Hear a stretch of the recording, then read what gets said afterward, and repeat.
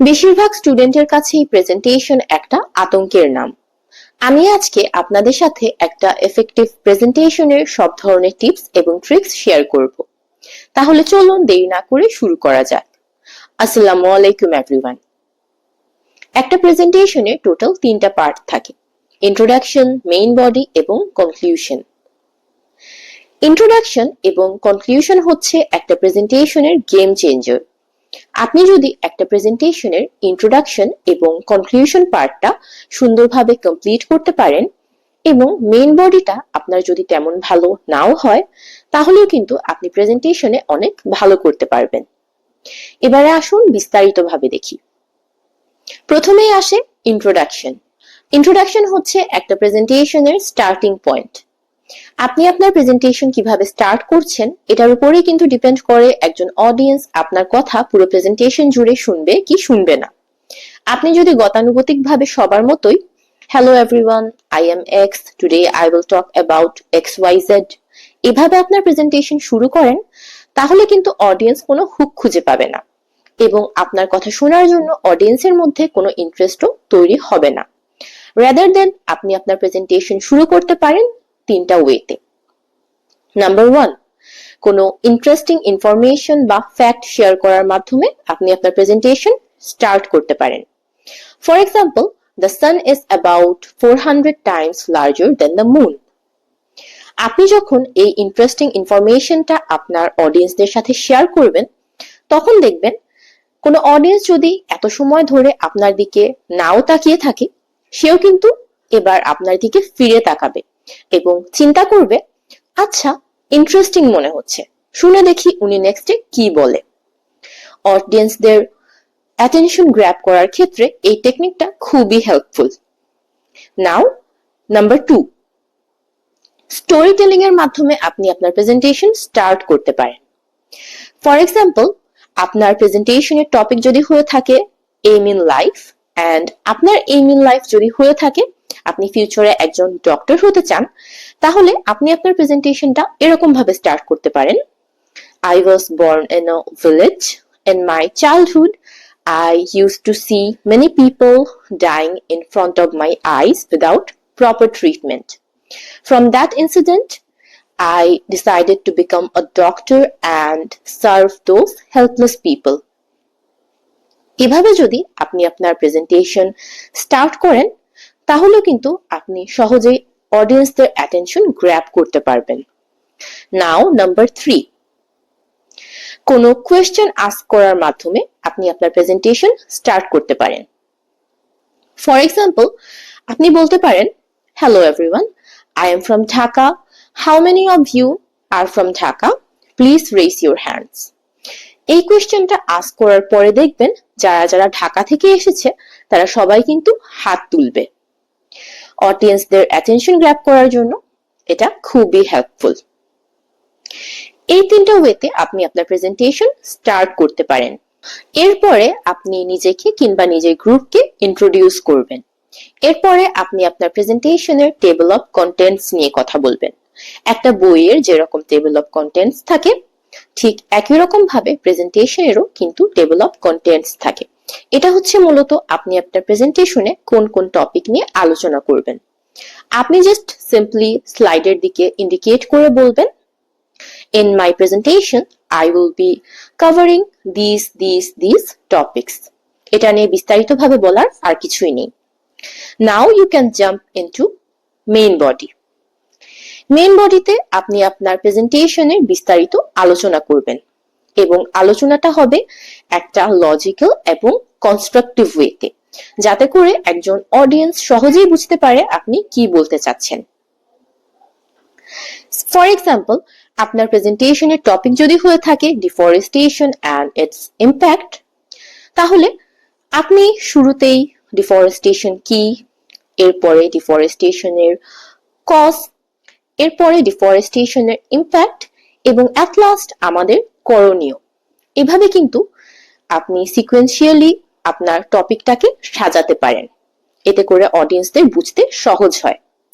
একটা জিনিস সবসময় মনে রাখবেন, আপনি প্রেজেন্টেশন দিচ্ছেন অডিয়েন্সদের জন্য, তাই অবশ্যই অবশ্যই অবশ্যই অডিয়েন্সদের সাথে কানেকশন তৈরি করতে হবে, অডিয়েন্সদের সাথে ইন্টারঅ্যাকশন তৈরি করতে হবে।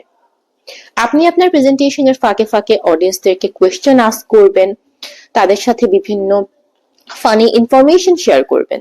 For example, deforestation and it's impact, এই প্রেজেন্টেশনে আপনি যদি একটা লাইন বলে থাকেন যে the main cause of deforestation is urbanization.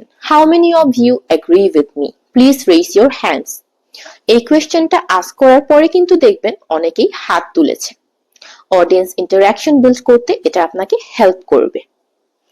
এইভাবে আপনি আপনার মেইন বডি কমপ্লিট করবেন। And now you can jump into conclusion part.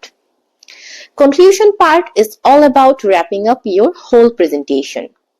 Conclusion part এ আপনি আপনার পুরো প্রেজেন্টেশনের একটা ভেরি শর্ট রিক্যাপ দিবেন আন্ডার 30 to 40 সেকেন্ডস, যেটাকে আমরা রিইনফোর্সমেন্ট বলে থাকি।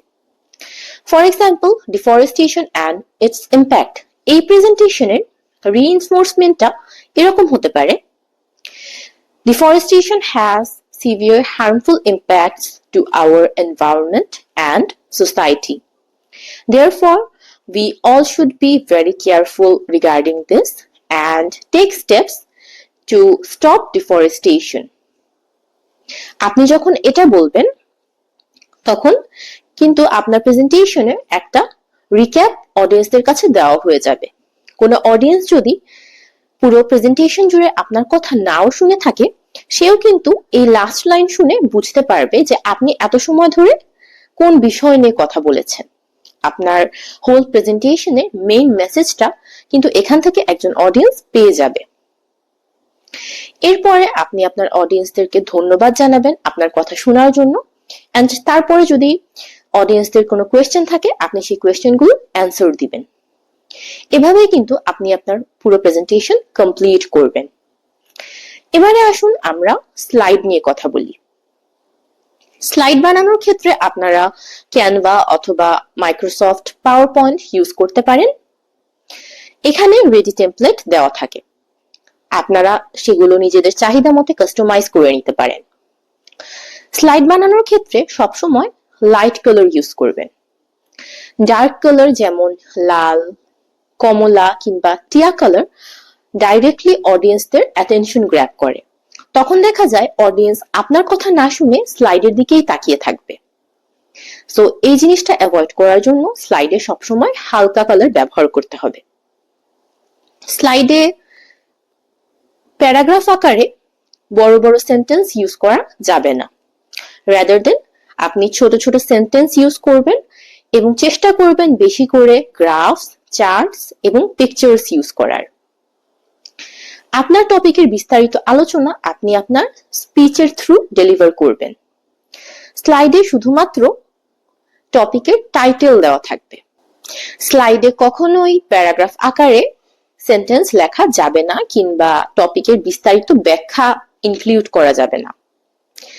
স্লাইড ব্যবহার করা হয় যাতে করে একজন অডিয়েন্স যদি আপনার কথার মাঝখানে ডিস্ট্রাক্টেড হয়ে যায়, সে যাতে স্লাইডের দিকে তাকিয়ে বুঝতে পারে যে আপনি কোন টপিক নিয়ে কথা বলছেন।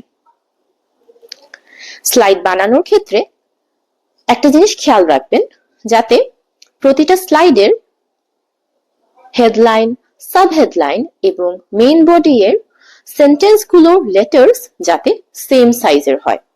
এতে করে আপনার স্লাইডস গুলো অনেক অর্গানাইজড দেখায়। এবারে আসুন প্রেজেন্টেশনের স্পিচ ডেলিভারি নিয়ে কথা বলি।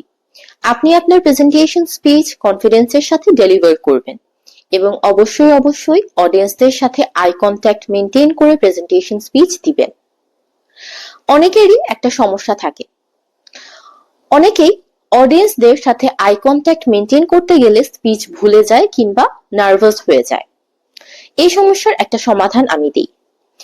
আপনি একজন অডিয়েন্সের চোখের দিকে ডাইরেক্টলি তাকানো অ্যাভয়েড করে ওই রুমে থাকা অন্যান্য জিনিসের দিকে তাকাতে পারেন, যেমন কোনো পর্দা, কোনো ঘড়ি কিংবা ওই রুমে যদি আপনার কোনো ফ্রেন্ড থেকে থাকে আপনি তার দিকে তাকিয়েও প্রেজেন্টেশনটা দিতে পারেন। কিন্তু পুরো প্রেজেন্টেশন একই দিকে তাকিয়ে দেওয়াটা অ্যাভয়েড করুন। রাদার দেন বিভিন্ন দিকে তাকান এবং আপনার প্রেজেন্টেশনটা দিন। একই জায়গায় রোবটের মতো দাঁড়িয়ে থেকে প্রেজেন্টেশন দিবেন না। হ্যান্ড জেস্টার্স ইউজ করুন, কথা বলার সময় স্লাইডের দিকে ইঙ্গিত করুন এবং কনফিডেন্সের সাথে আপনার প্রেজেন্টেশনটা দিন। প্রেজেন্টেশন দেওয়ার সময় এভাবে হাত বাঁধা অ্যাভয়েড করুন। আপনার এবং আপনার অডিয়েন্সের মাঝে কোনো প্রকার ব্যারিয়ার থাকা যাবে না। কোনো টেবিল অথবা ডেস্কের সামনে দাঁড়িয়ে প্রেজেন্টেশন দিবেন না।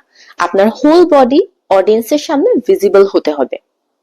ছেলেরা পকেটে হাত দিয়ে প্রেজেন্টেশন দেওয়া থেকে বিরত থাকবেন, কেননা এতে করে অডিয়েন্সের সামনে আপনার পার্সোনালিটি অনেক অ্যারোগেন্ট ওয়েতে প্রকাশ পায়। অনেকের একটা টেন্ডেন্সি দেখা যায়, সেটা হচ্ছে স্পিচ ভুলে যাওয়া। এটা অ্যাভয়েড করার জন্য আপনারা ছোট ছোট কাগজে আপনাদের স্পিচ লিখে নিয়ে যেতে পারেন, যেটা আপনারা এরকম ভাবে আপনাদের হাতে রাখবেন এন্ড এখান থেকে দেখে আপনারা স্পিচ ডেলিভার করতে পারেন। কিন্তু কখনোই পুরো প্রেজেন্টেশন হাতে থাকা চিটের দিকে তাকিয়ে কিংবা স্লাইডের দিকে তাকিয়ে ডেলিভার করবেন না। আপনি যখন আপনার স্পিচ ভুলে যাবেন, শুধুমাত্র তখনই আপনি চিটের হেল্প নেবেন। সো এভরিওয়ান, এটা ছিল আমার একটা এফেক্টিভ প্রেজেন্টেশন দেওয়ার কিছু টিপস এবং ট্রিক্স। আশা করি এগুলো আপনাদের কাজে লাগবে এবং আপনাদের যদি প্রেজেন্টেশন সম্পর্কিত যে কোনো ধরনের কোয়েশ্চেন থাকে, আপনারা অবশ্যই সেটা আমাকে কমেন্ট বক্সে জানাবেন। Thanks for watching.